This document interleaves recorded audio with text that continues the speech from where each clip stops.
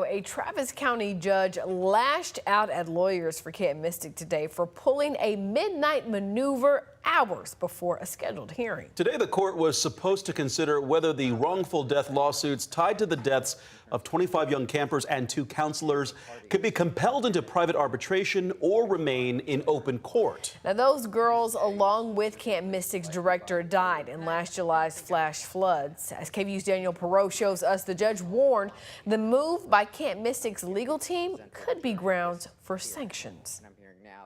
Judge Maya Garrett-Gamble was clearly frustrated with Camp Mystic's lawyers on Wednesday, just hours before the hearing that they asked for on the motion to compel arbitration. They withdrew their motion and filed another one, and some camp leaders did not have a lawyer representing them in the courtroom.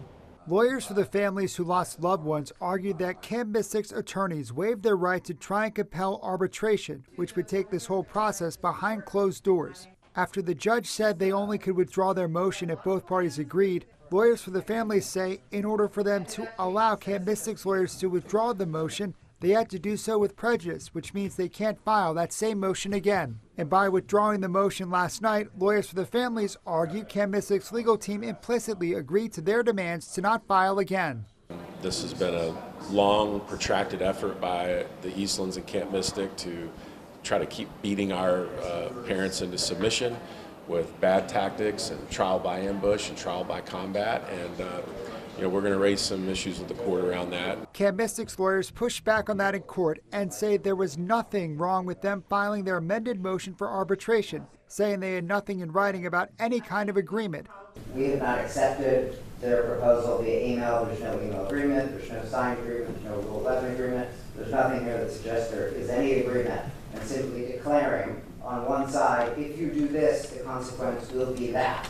Doesn't make it an agreement, so with respect, we reject that position. While they did not deal with the arbitration motion, they did get some other stuff done. Both sides agreed on a scheduling framework for discovery. The first week of each month will be set aside for depositions, and each side agreed to limit questioning of young survivors to 1 attorney per side. The next hearing is set for June 10th. Lawyers for Camp Mystic want the judge to take up the new arbitration motion. Then she says she'll make a decision on what motion she hears at a later date. In Austin, Daniel Perot, KVUE News.